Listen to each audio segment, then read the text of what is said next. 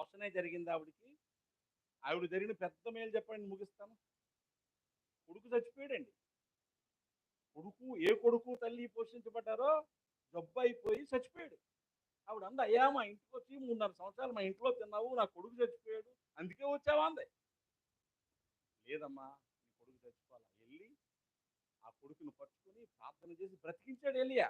ఇప్పుడు ఏం జరిగింది?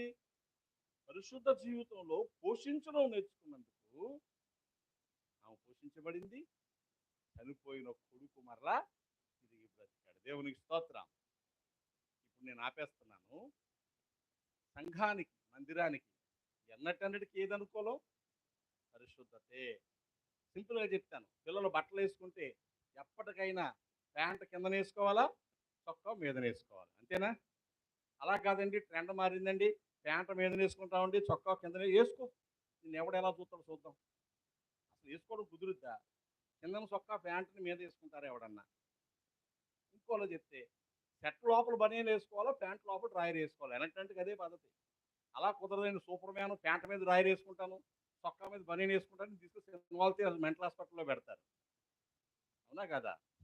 మాటలు మీవేం చెప్తే పోతుంది, వాళ్ళ మీద చెప్తాను. దేవుని స్తోత్రం చెప్పండి. లోపల లంగా కట్టుకుని చీర కడతారా, చీర కట్టుకుని పోయి లంగా వేస్తారా? ఎలా అయితే మీకు అర్థమవుతుందని చెప్తున్నాను. ఎలా కడతారండి? ఎన్నటికి ఓ పద్ధతి ఉంది. లేదండి అప్పుడు పరిశుద్ధత, కానీ ఇప్పుడు కాదండి పరిశుద్ధత. ఎక్కువ మ్యూజిక్ పెట్టాలా, ఎక్కువ లైటింగ్ పెట్టాలా, గుళ్ళో కుక్కల్ని మొక్కల్ని పెంచాలా, వెనకాల గుడరాలు కట్టాలా. అదేనండి సంఘానికి అన్నావా, నరకానికి పోతాం. ఎన్నటికి మందిరానికి ఏమనుకోలేం? పరిశుద్ధతే. విశ్వాసులు దేవునితో గడపాలి, రక్షణ పొందేవారి కోసం ప్రార్థన చేయాలి, దేవుని సేవను పోషించడానికి ఇవ్వాలి. అప్పుడే నువ్వు పరిశుద్ధుడి కింద లెక్క. లేదండి తెల్ల బట్టలు, నాకు ఏం బట్టలు, పొద్దుూరు కాటనండి, పొందూరు ఖద్దరు సొక్కా వేస్తానండి, ఇస్త్రీకి ఉజాలా పెడతానండి, అది గంజి స్టార్చ్ పెడతానండి, తెల్లపల్లాడుతుందండి. నా పరిశుద్ధి ముందు ఎవడ పరిశుద్ధ పనికిరాదండి. ఇవన్నీ మట్టిలో కలిసిపోతాయి. దేవుని దాకా వచ్చే పరిశుద్ధత నువ్వు చేసే కార్యాలే. దేవునికి స్తోత్రం.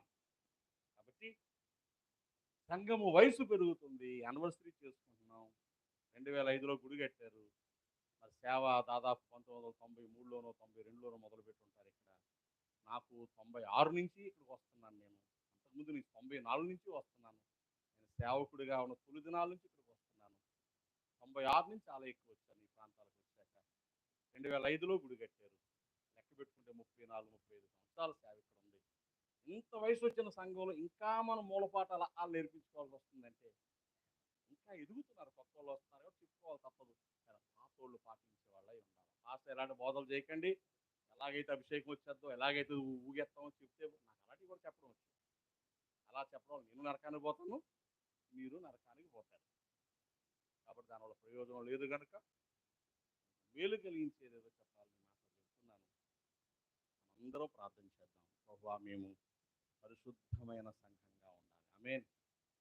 పరిశుద్ధత చేత నింపబడాలి, నీకు ఇష్టంగా బ్రతకాలి, నువ్వు వచ్చే వరకు యథార్థంగా జీవించాలి. అలా బ్రతకడం మాకు నేర్పించు నాయన అని ప్రార్థన చేద్దాం. త్వరగా తల వంచి కండ్లు మూసుకుని చిన్న ప్రార్థన చేసుకోండి.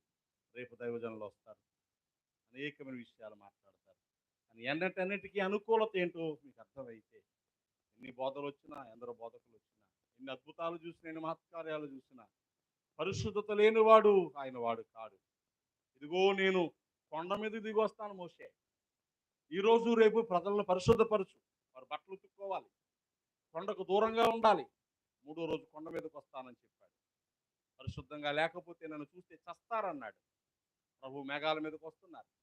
ఆయన వచ్చి నాటికి నువ్వు పరిశుద్ధమైన సంఘంగా ఉండకపోతే నీ బ్రతుకులు దీవెనకరంగా మారవు. ఆశపడదాం. మనం ప్రార్థన చేద్దాం. ప్రభు సన్నిధిలో ప్రార్థన చేసుకుందాం.